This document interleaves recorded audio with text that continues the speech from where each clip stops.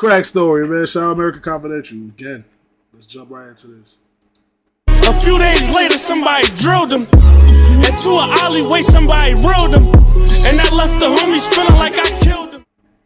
U.S. Attorney in Philadelphia has announced indictments against 16 people in connection with a sophisticated crime operation that allegedly included robbery and torture. No spray. Jim, federal prosecutors called them a violent gang of serial robbers who used torturous tactics in home invasions. Tell Plankton to holla at me, nigga. I got the recipe. I got the formula. Fuck SpongeBob. I got the formula. Me. No spray. No spray. Don't worry though. The spray is not far. The spray is not far.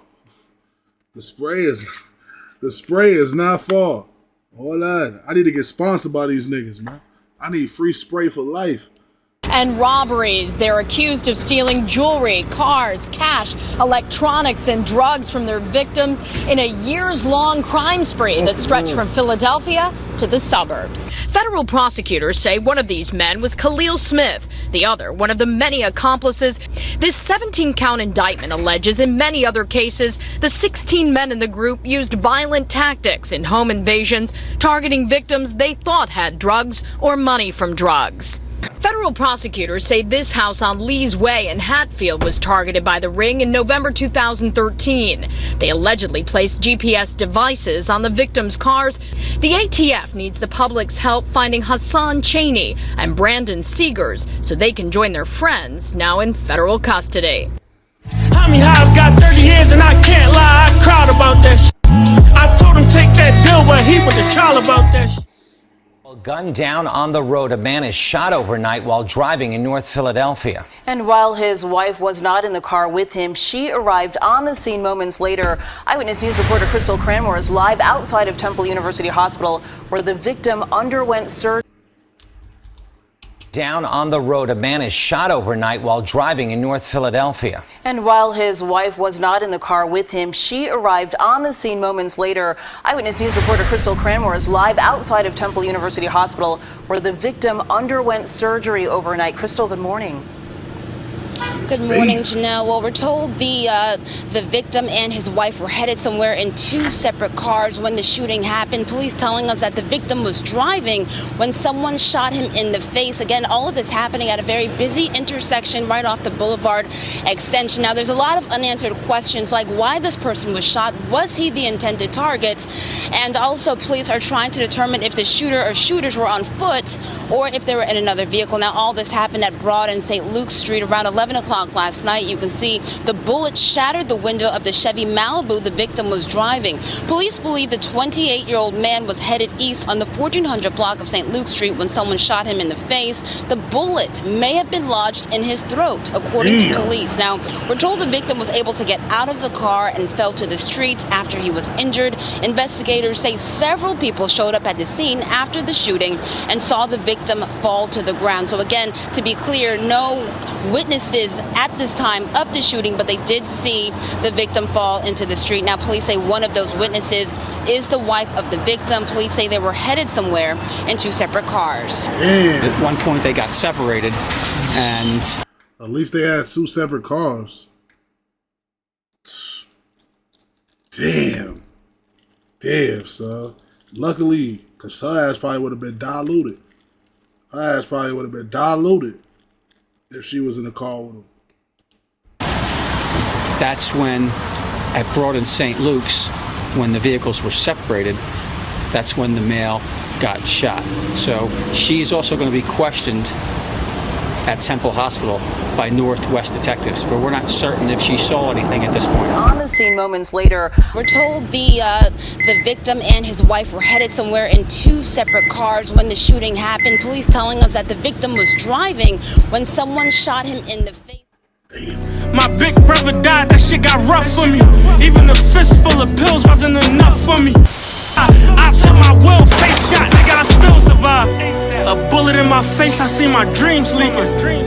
But I thank Allah that I'm still breathing. Cause niggas had to drop me, niggas drilled me with a face and back shot. But it's gonna take more to kill me. Damn. He was rapping too. In August of 2022, North Philadelphia rapper Crakk was convicted in a murder-for-hire plot in which the FBI and U.S. Marshals alleged that Crakk hired two men to take the life of 27-year-old Christian Eldridge. Christian Eldridge was murdered on Monday, February 17, 2020. At 3:18 p.m., Philadelphia police officers responded to the 3700 block of North Bouvier Street and found Christian outside of a blue Chrysler Town and Country. He was suffering from gunshot wounds to his chest and arm. Police rushed Christian to Temple University Hospital, where he died that afternoon. Christian Eldridge, or OBH Boy Boy, was 27 years old.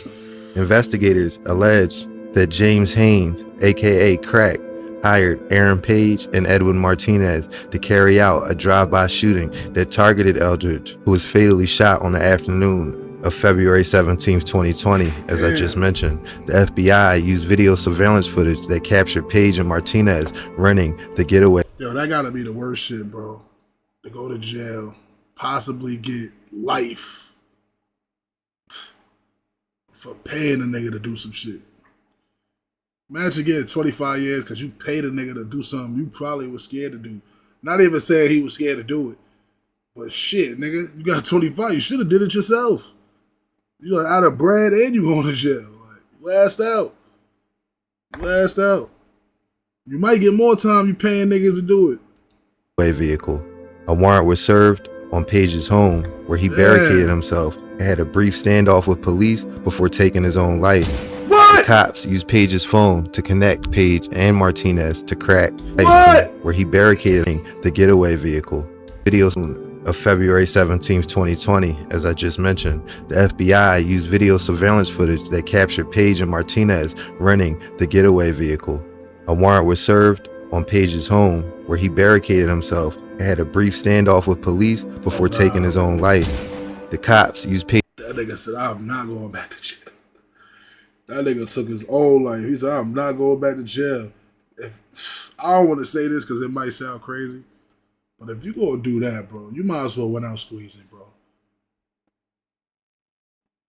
You feel me? I don't want to say it, but you know, try, Lee. Like, why you gonna dome yourself? They gonna dome you. You come out with that shit anyway. You might as well.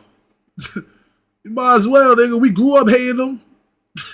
We grew up, let's just keep it 20 nickels, bro. You should have came out squeezing. Squeeze. You gonna squeeze it off at yourself? Fuck it. You scary ass nigga. The getaway vehicle. Hey, a warrant was served on Page's home, where he barricaded himself and had a brief standoff with police before taking his own life. The cops. I'd have been out the window like this. Boom, boom. Yeah, fuck it, nigga. You had plans of dying anyway. You made your mind up. Why just, you feel me? That's all I'm saying. I don't want to sound too ignorant on this shit. But that's just how my mind worked. I would have been like, yo, fuck it. I'm out there. Fuck it. You thought about, you killed yourself. You could have just tried to. Used Page's phone to connect Page and Martinez to Crakk, and messages posted on Instagram DMs, FaceTime logs, and Cash App receipts. Investigators were able to ascertain that Crakk paid the men $20,000 for the hit. Upon conducting the search of Crack's residence, investigators discovered nearly $34,000 in cash and multiple illegal firearms. Also, they found cell phones and laptops, which are all used as evidence against Crakk. In the end, he was offered 7 years, but didn't take the deal. What? At his trial, the jury returned a guilty verdict in less than a day. Oh, God. Oh, Leaf said something about him? Damn, bro. Why you ain't take the 7, bro? At his trial, the jury returned a guilty verdict in less than a day. Yo, I ain't gonna lie, though. I keep pausing at the same spot, too. I ain't gonna lie. They could probably would have took that shit to trial, too. But maybe not, though, because, nigga, they got the receipts. You said it Cash App the niggas, though, but y'all can't prove that them Cash Apps was for them niggas to die. They're my friends, nigga. They needed some money they needed to hold something. Y'all gotta prove. I don't know his evidence. But damn, they probably ain't never have nothing where he said kill them for this. You feel me? So I understand going to trial, but 7 years? But when a nigga think he got it beat, you can't tell a nigga nothing when he think he got it beat. Spike just went to trial. You couldn't tell Spike nothing. I'm like, well, I don't know, man. You should go to trial. Take a little plea or something. No, I'm going to trial. They can't, and guess what? They and his ass got 10, 9.5 or some shit.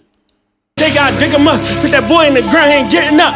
They gotta check on my head, but that shit is not big enough. Niggas not lit enough, I ain't getting. Crakk is from Erie Ave. His life was a struggle from the start. Crack's mom was on drugs and his father wasn't around. He was a true product of his environment. Crakk used to sell a little weed here and there and get into trouble with guns. Around the age of 13, his brother died in the streets. This was in 2008. Crakk and his older brother were truly close, and this had a devastating effect on Crakk. Losses like this is what turns some young boys out. It's what makes them disaffected with life and start to live outside of normal societal expectations. My big brother died, that shit got rough for me. Even a fistful of pills wasn't enough for me. Crakk said that after the loss of his brother, the guns came out and his whole life changed.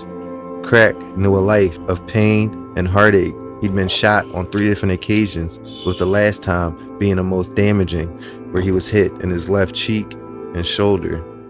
After being charged with an attempted robbery in New Jersey and then serving his time, Crakk was released in 2015. A few months later, he was recharged with that same crime as part of a superseding indictment, adding him to an already established indictment that had been going on for the 2 years he was locked up.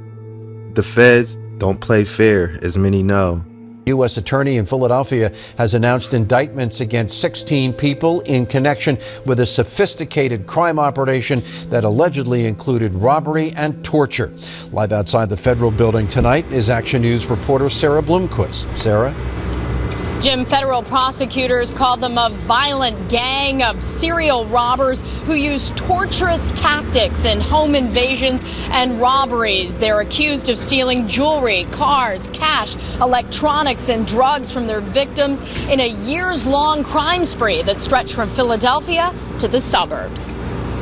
On July 15, 2013, 2 men posing as police waved around semi-automatic guns inside Platinum Jewelers at 12th and Market. Federal prosecutors say one of these men was Khalil Smith. The other... Nah, so that's gangster. Yo, that's gangster. I'm surprised how much time they got for that. You get more time for impersonating a police officer, too. Them niggas went up in there and booked that shit in the police vessel. Ooh, Lord. One of the many accomplices in a violent robbery ring operating from 2012 until last month all around the region. The defendants were bold and resourceful in committing these crimes. At the jewelry store, prosecutors say the other members of the ring posed as customers. Still more stood watch, monitoring police radios. They left with nothing once the real police were on the way. This 17-count indictment alleges in many other cases the 16 men in the group. They on it. They smart as fuck. Other 2 niggas in the store acting like they buying shit. Used violent tactics in home invasions, targeting victims they thought had drugs or money from drugs.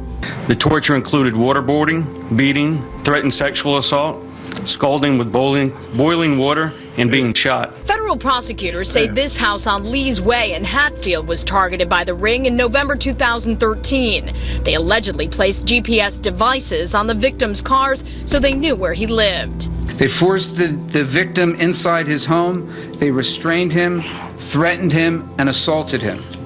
Then the defendants stole electronics, guns, cash, and in this case, even the victim's BMW. 2 of the defendants are already accused of robbing and shooting a pharmacy delivery man in North Philadelphia in July 2014. Let me get the perks, nigga. Shooting a pharmacy delivery man in North Philadelphia in July 2000. That's a good lick right there. Them niggas was doing homework on that pharmacy delivery guy. That's a jokes. That's something that intrigue a nigga. Like, I got a lick. Okay. Oh, the pharmacy delivery guy. Oh, okay. Now we 14. talking. 12 of the 16 Now we defendants are in talking. custody. The ATF needs the public's help finding Hassan Cheney and Brandon Seegers so they can join their friends now in federal custody. Today, their criminal activity journey has hit a wall, the wall of justice. Now, some of the 16 defendants were arrested today. Some were already behind bars, and the feds feel confident they're closing in on the rest in the group. They all have criminal histories and now face very, very long sentences, up to life in prison. The federal laws on crimes can be so intentionally vague that getting caught up in this type of indictment is not that difficult if you're involved in the streets. Crakk was arrested in 2012 for a robbery in New Jersey, as I just mentioned. And by the time he got home, the feds had built a 21-man, 30-charge indictment against individuals the government say were involved in a robbery and home invasion ring. Since these alleged home invasions and robberies were sometimes committed across state lines, the Hobbs Act was introduced and the feds were able to try this case as a wide conspiracy amongst the men. This made 7 of the men fold, and the case was busted wide open by the people who ended up telling. For his part, like I said, Crakk was involved in 7 niggas out of 12 told. So I'm telling you, can't have no cold D's, bro. Out of 12 niggas, 7 told. That's more than half. The streets is done, nigga. That's more than half, nigga. The streets is finished. Babe, go get you a fucking job. Do something with 5 niggas, 3 of them telling. Maybe 4. of the 12 robberies. On October 9th, 2012, Haynes and 2 other men drove to the Bishop's View Apartments in Cherry Hill, New Jersey with the intention of committing an armed robbery. A 3rd man met them there and stayed in his vehicle as a lookout while the other 3, including Crakk, approached the home of their intended target, armed with a handgun. At approximately 8:50 in the morning, the victim woke up to a sound coming from his living room. Upon entering the living room, the witness noticed that a window near the front of his house was open and the blinds were moving. He returned to bed, but again heard a sound and returned to the front window, observing a male with his hand inside of the window's screen. The witness saw 2 other men standing near the first man, one of whom had a firearm in his waistband. The witness shouted, "I see you." The 3 men then fled. The witness reported the incident to the police, providing descriptions of the men and the vehicle in which they fled. The police observed that the window screen had been cut and a lock on the window was pried open. Other police units stopped the vehicle described by the witness, as well as bring the witness to the scene of the stop for a, quote, show-up of the vehicle's occupants. The witness identified one of the men who had a gun in his waistband. All 3 men, including Crakk, were arrested and charged with robbery. What they was breaking in that old nigga crib for? Old rat nigga, he called the police immediately. He called the police immediately. Them niggas ain't come up nothing. That's a terrible way to go out. Hold on, catch. Them niggas went to go catch a lick and they didn't get nothing but time. Niggas went all the way to Jersey. Came up nothing but time, nigga. Burglary and related offenses in New Jersey State Court. A search of the vehicle uncovered a loaded firearm, a GPS tracking device, and a police scanner, 3 pair of gloves, and 4 cell phones. Crakk, being only charged in 1 of the 12 robberies, stood tall. In the end, he was sentenced to 60 months and was released in 2019. His string of relative luck would run out in 2020. Crakk's time on the streets was a case of a cat with 9 lives. As I stated before, he was shot on 3 different occasions, survived all of them. In October of 2008, Crakk was arrested and charged with involuntary manslaughter. He was found not guilty on those charges in 2010, along with a string of other arrests throughout Crakk's life. By the time 2020 rolled around, he was considered a lucky man. On Monday, February 17, 2020, at 3:18 p.m., police from the 39th District responded to a radio call for a person with a gun at 3700 North Bouvier Street. Upon arrival at that location, they found the victim, later identified as Christian Eldridge, or OBH Boy Boy, as he was known on the streets. Boy Boy was just outside a blue Chrysler Town & Country, suffering from gunshot wounds to his chest and arm. Boy Boy was transported to Temple Hospital. At 4 o'clock p.m., Christian Eldridge, or Boy Boy, succumbed to his injuries. RP. 4 9mm fire cartridge casings were recovered from the street near the Chrysler Town and Country. Through an immediate investigation, detectives identified 2 people, Aaron Page and Edwin Martinez. Through call detail records, video surveillance of the offender's vehicle, and precision location coordinates associated Edwin Martinez's Ford Fusion, which was rented from the Enterprise Rental Agency, authorities obtained arrest warrants for Martinez and Page for the murder of Christian Eldridge. 4 months after the murder of Eldridge, on June 18, 2020, at 6 o'clock in the morning, homicide detectives and the U.S. Marshals Task Force went to the 4300 block of Germantown Ave to serve the arrest warrant for Aaron Page and execute a search warrant. Page subsequently barricaded himself inside a small bedroom inside the apartment. During the standoff, Page took himself out with a Polymer 80 custom firearm underneath a Glock 19 receiver with an extended magazine. During the subsequent search of the apartment, Aaron Page's cell phone was located in the master bedroom. Detectives obtained a search warrant to conduct a search for further evidence stored electronically within the device to further establish the conspiracy between Page, Martinez, and any other unknown co-conspirators, as well as establish any motive for the murder of Christian Boy Boy Eldridge. Full forensic examination was conducted and the contents of the phone were obtained for review by police. While reviewing the message content within the device, they discovered numerous messages contained within Page's phone related to various shootings and murder in the Philadelphia area and the motive for the murder of Christian Boy Boy Eldridge on February 17, 2020.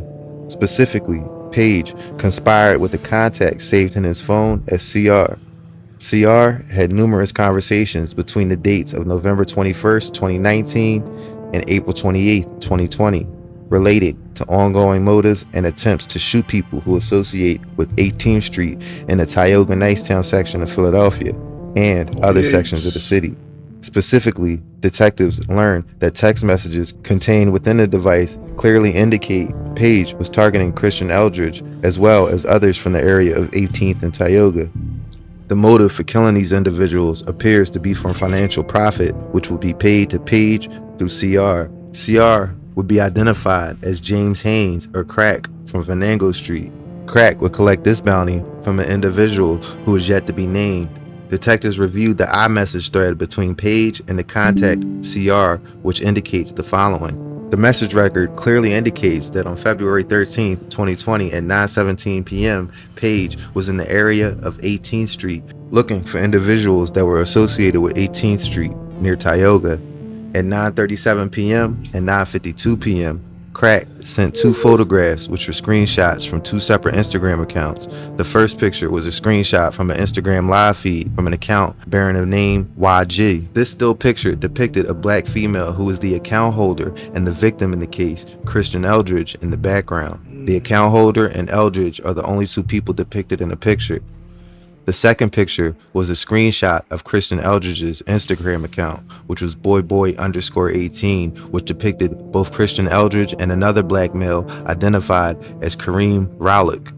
In the comment sections, Eldridge provided his location as Tioga Garden Apartments, which police know to be the 1800 block of West Tioga Street. Page then responded, "I'm picking the little bitch up, right? We're around the corner from them." Further messages between CR and Page indicate Page has sent a female inside a location who confirmed both Christian Eldridge and Kareem Rowlick were inside the location. The contact name is MB2.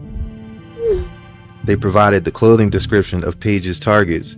Page further instructed MB2 to pay attention and not let anyone in her phone.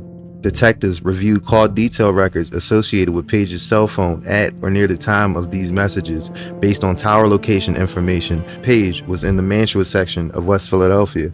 MB2 further asked CR for a description of Boy Boy's vehicle, which CR accurately describes. Possible blue minivan, it read.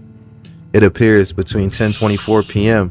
on February 13th and 12:09 a.m. on February 14th. Page waited near Eldridge's minivan while the female contact, MB2, was inside spying on Page's targets.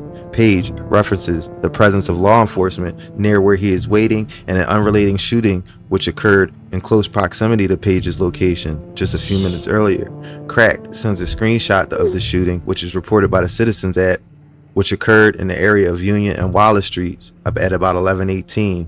Page acknowledged that he's right around the corner from that shooting, which is consistent with Page's call detail records. Aaron Page subsequently informs Crakk that all 4 of their targets, including Eldridge or Boy, were present in the same location.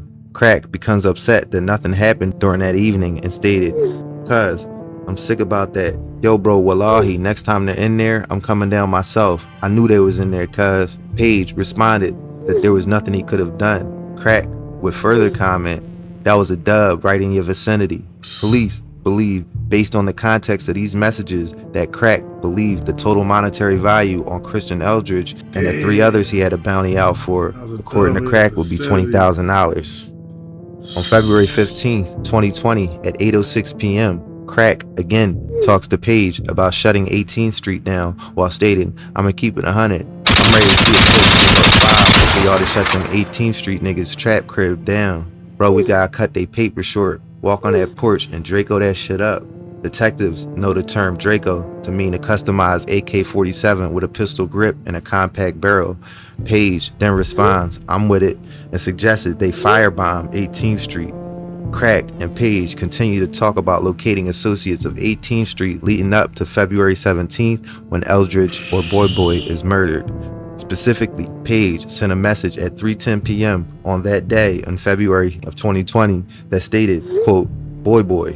Crakk immediately responded, 5. Crakk then sent an audio message telling Page that if he was in a black Nissan with New Jersey tags to get out of the car.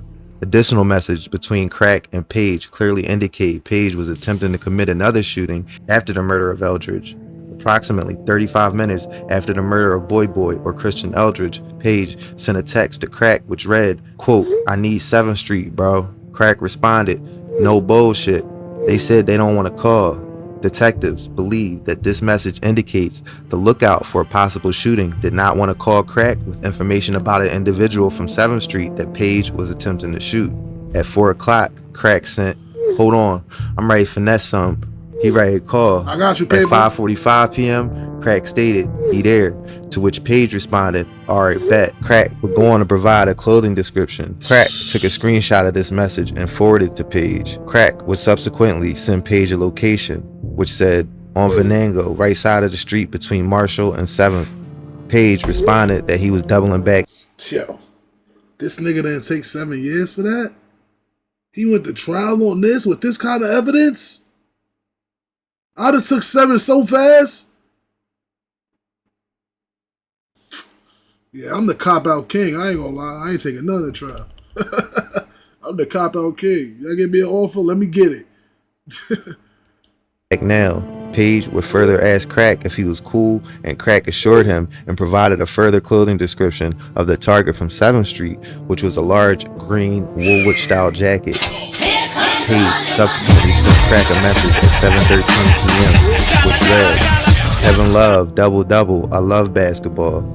Crakk responded with smiley face emojis and subsequently stated, "Dog, you crafty as shit, yo." Yo, you crafty as shit, yo. My son is the king manipulator. I know plenty niggas like him. Nigga said, that's a double. Then killed himself. Smiley face emojis and subsequently stated, "Dog, you crafty as shit, yo." The two would continue to talk about getting other 18th Street associates after this alleged shooting. It's apparent that Crakk learns that this second shooting victim on February 17, 2020 survived and relayed this information to Page. Page appears to be upset and asks Crakk, "Bro, you gotta shoot for at least 85. That's a good number. It really would have been 12 if cuz fouled out, feel me?" Police believe that Page is requesting Crakk to collect $8,500 for the murder of Eldridge and this second shooting, which occurred approximately 4 hours later. To be clear, Crakk once again was collecting this bounty for another unknown individual to pay Page and Martinez. Detectives found a video message sent from Crakk on March 9th, 2020 to Page, which depicted a shooting which occurred at night at an intersection located near a corner store.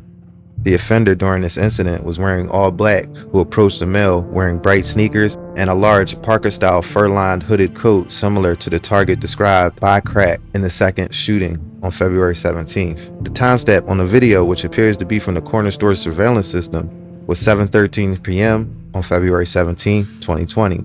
Detectives then conducted record checks and discovered a non-fatal shooting which occurred at 621 West Venango. This AR-AB team getting the belt. You said anything Philly make you want to listen to AR-AB. This is team getting the belt right now.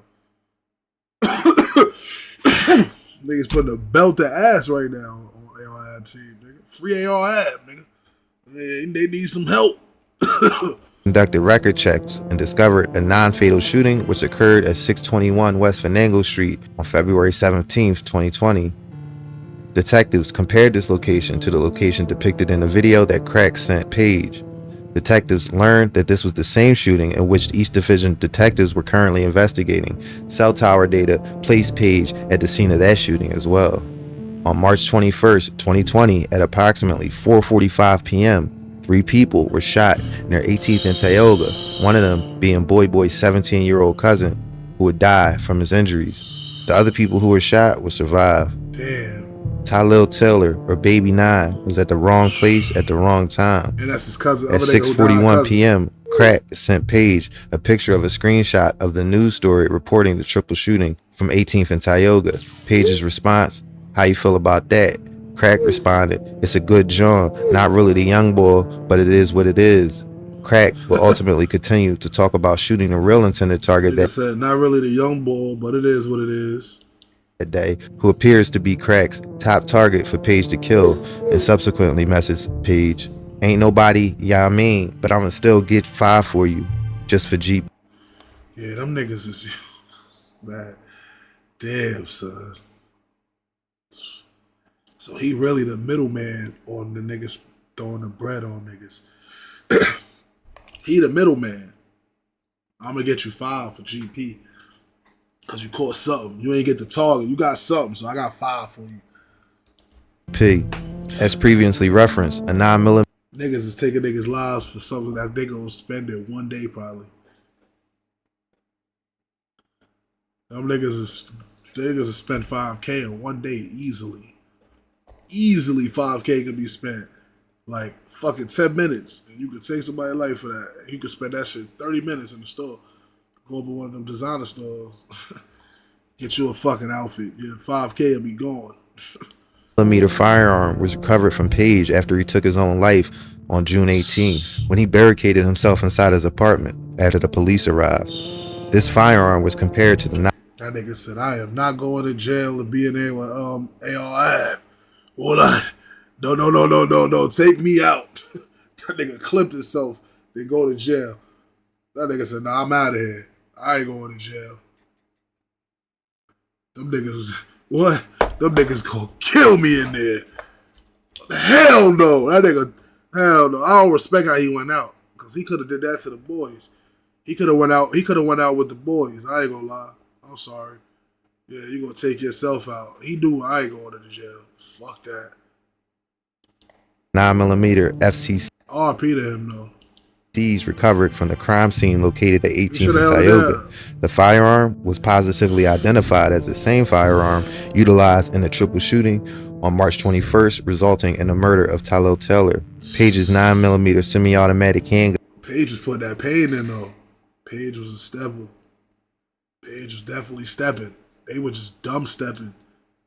Niggas be texting and shit, bro. You can't talk about that shit never, bro. Definitely not no phone, bro.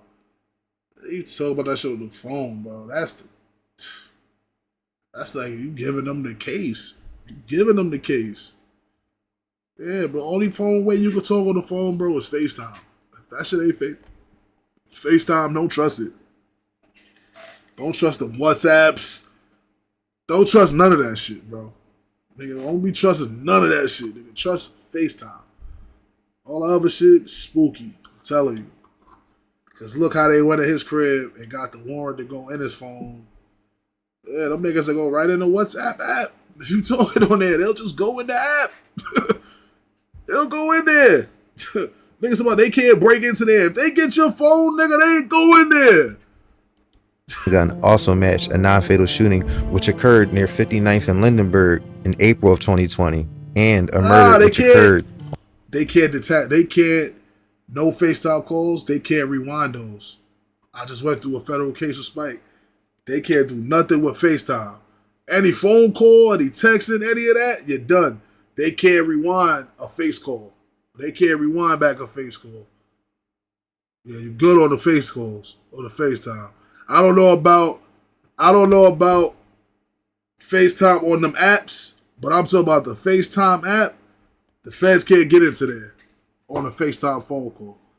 I know that for a fact. Anything else, you're done, nigga. But the call, they can't bring that back. On Buist Ave in June of 2020, approximately 2 weeks before he took his own life. Police eventually connected Crakk to the contact CR and Page's phone. Even if your shit tapped, they can't get into the FaceTime call. Like a FaceTime call. But that other shit, you're diluted. Yeah, that of course, definitely leave your phone at home if you finna do some dumb shit. But these niggas, it don't matter if they leave their phone at home because he going home and he texting. Yeah, he going home and he texting. So it don't matter. These niggas can leave their phone home if they want. They going home texting each other. Yo, you see that? What you think about it? Yeah, you're done. You're done. Him to the Instagram account _Crakk_. Screenshots of all the victims were found on Crack's phone, as well as the iMessages between Crakk and Page. As for Edwin Martinez, who was with Aaron Page when Boy Boy was killed, his arrest came after the Ford Fusion used in the murder came back to him. Cell phone data and infotainment data from the rental car's internal hard drive placed the car at the scene of the crime in Boy Boy's murder. The car was rented in Martinez's name, and the cell data pinged off of towers near the murder. God. In November of 2020, Martinez was detained in Jackson Township, New Jersey, after police received information that he was potentially in the area and began surveillance at the Prospect Point Apartments on South New Prospect Road, police said in a news release.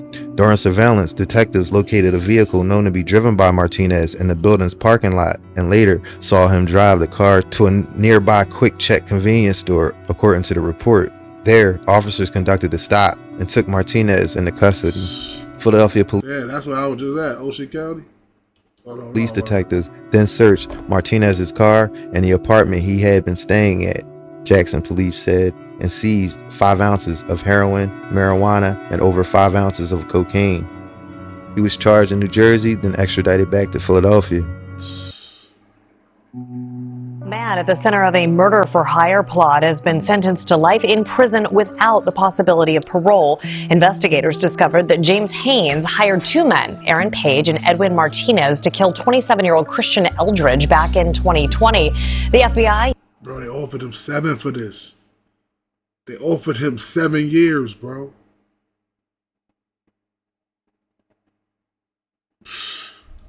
U.S. Marshals and Philadelphia police all worked together during the investigation. I cannot express enough. That's what I was saying, bro. That's what I'm trying to tell niggas, bro. That shit, murder for hire, is fucking worse than murder, bro. Yeah, that's worse than murder. You might as well do it yourself. You might as well do it yourself. Might as well do it yourself. And guess what? He would have never got booked for none of this shit if he wasn't texting. Why go to jail? Why? Bro, you gotta make this shit make sense sometime, bro. Like, if he didn't do none of that texting, bro, he would have never went to jail. He probably would have beat it at trial, bro. I know them texts at trial already. Once the jury see them texts, it's over. I guarantee you, once the jury, because nigga, look, your case could be weak as fuck, but once you take it to trial, it don't even matter about the case no more. It's about what motherfuckers make the jury think. It don't even matter, bro. My brother had the case beat on some legal shit. They had fucking up and all that, but once they start talking, they show Texas like that, bro. Them Texas, they got. Oh man, son, he should have took that 7, man. Free him, man. Damn, they got life in prison. That's fucking crazy. That is fucking crazy.